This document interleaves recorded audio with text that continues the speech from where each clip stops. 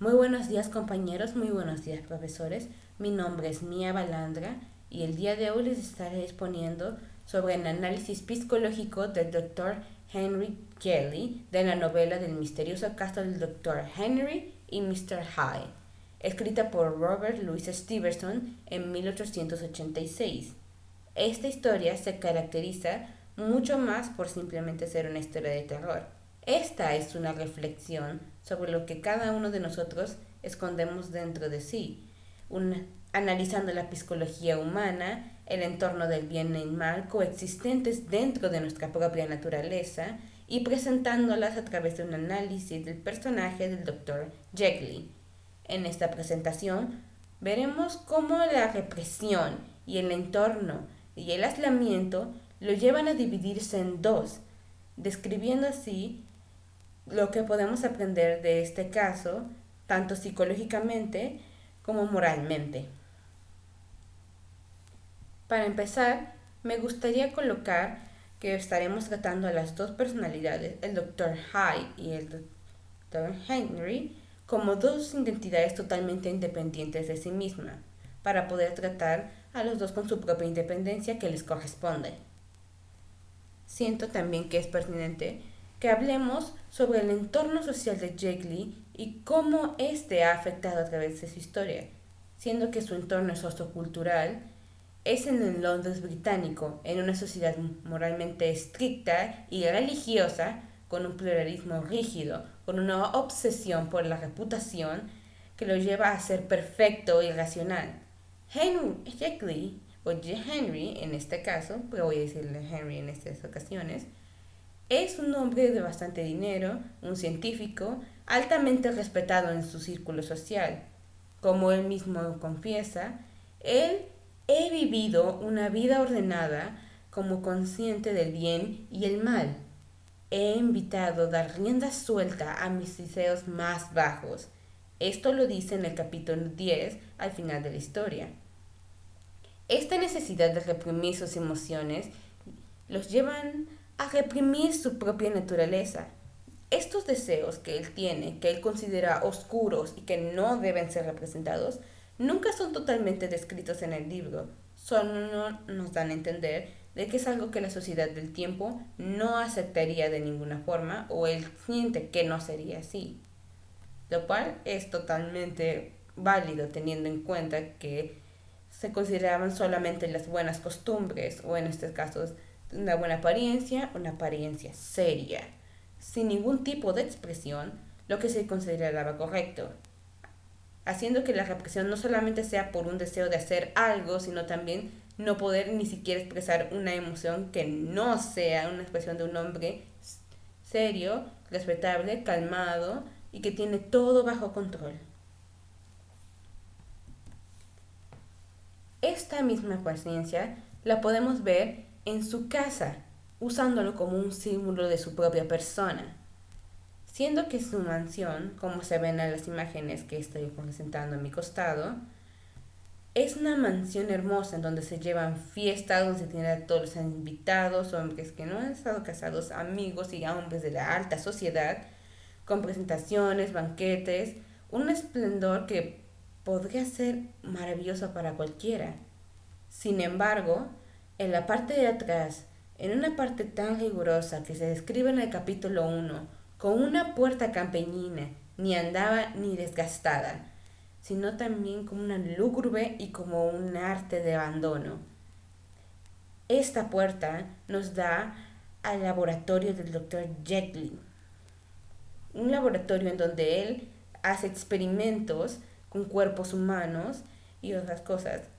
Esta está en la parte de atrás de la misma casa, poniendo como la primera fachada es una fachada hermosa, o al menos una fachada aceptable para la sociedad victoriana del momento, haciendo que él tenga que ocultar y guardar todos sus experimentos, que, como se ven en la obra, son no solamente altamente cuestionables en el modo moral por trabajar con cuerpos, que en esa época se consideraba bastante un escándalo, sino también que tenemos que tener en cuenta el caso de que el hecho de separarse a sí mismo en dos personalidades, lo cual veremos más adelante en la exposición, es algo que va dentro de la misma naturaleza, algo que lo separa de Dios. Es como jugar a ser Dios, es ir en contra de la cultura religiosa del momento, que no solamente hace que se separe de una de sus amistades, sino también estaría retando la misma fisiología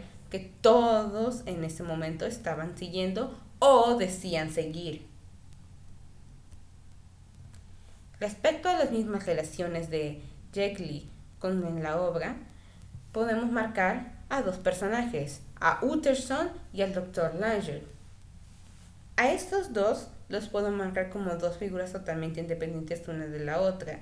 El Dr. Jackson siendo una versión mucho más moral y la representación viva de cómo el imperialismo y el escepticismo, totalmente apegado a las viejas costumbres, siendo incapaz de aceptar la nueva revelación cuando le sucede a él.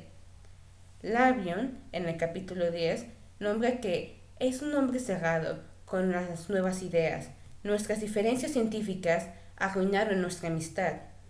Esto se ve también en el capítulo 9, en donde Hudson, en su propia carta, nos explica los hechos que sucedieron, cómo él los vio y cómo fue totalmente incapaz de revelarse con algo como él.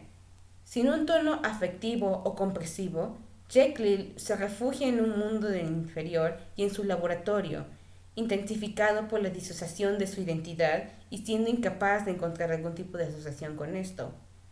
Su amigo, al no poder apoyarlo de ninguna forma, porque ya no lo quiere interactuar con él después de esta revelación, ha rechazado lo que se consideraría su propia persona y su propia verdad, apegándose a las buenas costumbres y rechazando a todo lo que puede ser afuera de esto. Utterson, por otro lado, nuestro protagonista, tiene una relación no tan mala con Jekyll en realidad. Tienen un contacto limitado con una forma con la que los rodean, teniendo en cuenta que es un abogado, amigo estable, que escribió sus dos testamentos. Sin embargo, esta es totalmente sobre racional y valores victorianos. Se nos describe al principio del libro que Utterson es un hombre de pocas palabras y menos juicios. Su amistad no se basa en la constancia, no en la curiosidad. Me equivoqué, se basa en la constancia y no en la curiosidad. Esto se remarca en el capítulo 1 cuando estamos en la interacción. Esta distancia emocional lleva a Jekyll a convertir sus primeras provocaciones un poco más forzado, o más bien no lo hace tan bien, porque no es un ambiente a salvo en el que él se pueda comunicar, no es una persona con la que realmente haya conectado. Es simplemente alguien que sigue las buenas costumbres, tal cual como lo hace él. Pero mientras para que Utterson es algo que él puede seguir porque él se siente un poco más así como su propio ser, para Jekyll es totalmente una acción sofocante. Y para llegar a este punto, me gustaría describir a los dos pacientes, o en este caso, al Dr. Jekyll y Hyde separadamente. Como ya había mencionado, los dos serían tratados como sus dos propias personas. Porque desde el inicio, Jekyll se revela como una relación marcada por la atracción y repulsión al Dr. Hyde. La separación que ellos tienen fue cuando Jekyll encontró una forma de realizar una fusión para separarse uno del otro, ya que el hombre no solamente es uno, sino dos. Él, queriendo encontrar una forma de liberarse de sus mismas ataduras de la sociedad victoriana, encuentra refugio en el Dr. Hyde, el cual es su puerta trasera, o en este caso, su fachada, que le permite actuar en todos sus impulsos más bajos. Él lo pone así primero como una excusa de un tipo de investigación, que está haciendo un tipo de análisis. Pero en realidad, mientras más leemos la historia y mientras más analizamos los papeles del capítulo 10, se nos presenta que sus síntomas del trastorno disociativo de identidad buscan escapar del conflicto interno en que lleva integrado. Él mismo lo describe. He vivido una vida consciente del bien y el mal. He evitado dar rienda suelta a mis apetitos más bajos. Estoy repitiendo este cierre. Ya que en esta cita su esfuerzo es consciente para reprimir la tensión interna para terminar la fragmentación de identidad. Mientras tanto, para el Dr. Hyde, esta representa el contenido indeseable y el mecanismo que utiliza para la lesión física. Su aparición clandestina se escribe como siempre, como le había escrito, como una visión simbólica y marginal y oculta. El mismo nombre que le otorgó Hyde, en orden esconderse, describe esto. Hyde no busca equilibrio ni redención. Su carácter es totalmente destructivo y admitir de las características independientes se vuelve totalmente incontrolable. Eclipsa totalmente con el Dr. Jekyll, acercando la interacción de la identidad original. Al principio de la historia, los personajes creen que el Dr. que el paciente Hyde está manipulando o amenazando a Jekyll, ya que éste se considera un hombre de alta clase y no creen que se acercaría a bajar algo así. Sin embargo, como Jekyll ya había descrito, tiene cierto afecto por Hyde y él cree tener control sobre Hyde. Esta falsa idea de seguridad lo lleva a los acontecimientos que llevarán más adelante en el libro, el asesinato del anciano en la calle.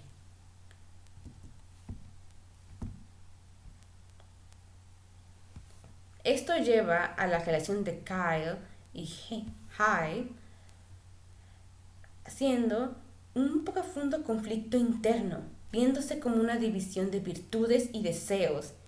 Él intenta separarlo con una expresión de químico, pero esto provoca que la creación, Hyde, sea parte de una reprimida y oscura. Sucede aquí con esto que Jekyll, al reprimir tanto a sus padres de Hyde una y otra vez, lentamente su cuerpo no puede simplemente seguir ocultando cosas. Él, desde pequeño, ha tenido que reprimir sus sentimientos o deseos desde lo más profundo hasta la edad más alta que tiene. En este caso podríamos suponer como unos 60 o 40 años. Es totalmente una explosión. Él se ha contenido por demasiado tiempo sin ningún tipo de abertura o forma de escapar. Mi otro yo, Hyde, era expresión de mi maldad contenida, una criatura a la vez odiaba y necesitaba. Así lo describe el Dr. Jekyll. Mientras tanto, Hyde, al lentamente oponerse a estas cosas, no sucede que después del incidente ya mencionado, el asesinato, Jekyll intenta deshacerse de Hyde por completo, optando más por su característica pulsión de Hyde, ya que Hyde simplemente servía como una descarga, pero él no puede realmente comprometerse a vivir las acciones de Hyde. Él es poco hipócrita en realidad al simplemente ocultarse detrás de Jekyll y en vez de tomar sus responsabilidades como Hyde. En este momento no estaban totalmente divididos, siguen siendo un reflejo de uno mismo. Sin embargo, Jekyll no podía aceptar esa responsabilidad. Tomaba a Hyde como la maldad que él creía que era otra persona, otro ser humano. Este mismo pensamiento, esta misma creencia y negación, a la parte de los sentimientos contenidos de años, hacen que él ya no sea dueño de sí mismo. Y Hyde, sin mí, destruye cuando quiere. Esto es descrito en el capítulo número 10. Porque en realidad, esto ya no busca equilibrio. Él ya no tiene control para el final del libro. Él se transforma en Hyde en la noche, se transforma en medio en la calle, tiene que buscar ayuda en sus amigos, haciendo que uno de ellos descubra la verdad y sea totalmente incapaz de aceptar la realidad que está enfrentando.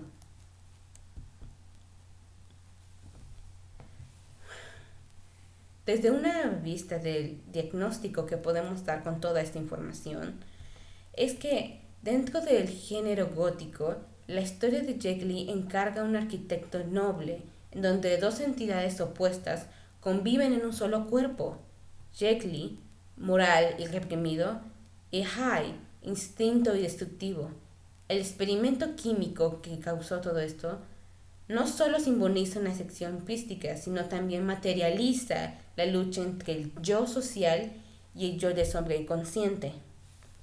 Elementos como la transformación física, como la apariencia joven de Hyde o la apariencia bastante delgada de Henry, hacen que la entrada trasera usada por él mismo y la pérdida de control reflejan una disociación progresiva. La novela anticipa los conceptos clínicos como el trastorno de disociación de identidad, evidenciando los mecanismos de la represión en escisión.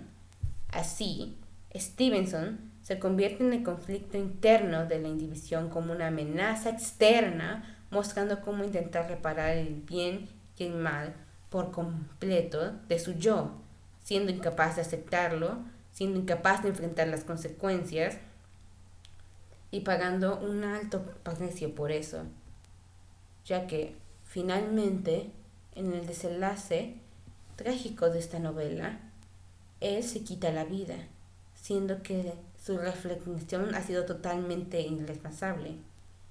Hyde lo maldice en los libros, en las Biblias, rompe el espejo, o sea, hace un montón de cosas desesperado de tener un tipo de control nuevamente. Pero nuestro personaje, Henry, él ya ha aceptado que él ya no está a la altura para poder controlar esto. Se salió de sus manos y no es capaz de poder enfrentar la realidad. Hyde es totalmente su completa persona en este punto de la historia. A medida que él gana poder y que Hyde, por más cosas que tiene miedo a la muerte, Jekyll se ve consumido por el miedo, la culpa y la angustia. Él pierde el control. Elegí la muerte como Hyde hubiera sido capturado. Como Jekyll no podía seguir viviendo. Él no puede juntar ninguna de las dos personalidades. Él decide morir con este tipo de imagen. Este desenlace simboliza la designificación total de la personalidad, evidenciando la disociación fuerte con una evasión destructiva de la responsabilidad. Con esto podemos concluir que la obra explora la psicología humana, la lucha interna sobre el bien y el mal. Jekyll fragmenta su identidad al intentar separarlos, mientras que Hyde simboliza la sombra reprimida. La novela destaca la importancia de integrar los opuestos para lograr una estabilidad mental y aceptación personal, sin necesidad de escapar a otros tipos de funciones para poder hacerlo. Porque la fórmula química que el mismo Henry utiliza podría ser una metáfora para un tipo de escapismo que cada uno de nosotros podemos tener. En este caso me gustaría utilizar el ejemplo de las bebidas alcohólicas, el cual usamos para escapar, lo cual al principio se siente bien, pero lentamente va tomando control de nosotros mismos. Hyde se convierte en su adicción, una adicción que lo lleva a su destrucción. Esta historia nos enseña de que podemos evitar hacer lo mismo y no caer sobre los mismos errores de Jekyll. Para no nos dejemos definir por lo que la sociedad diga de nosotros y definamos nosotros mismos los que queremos para nosotros. Muchas gracias.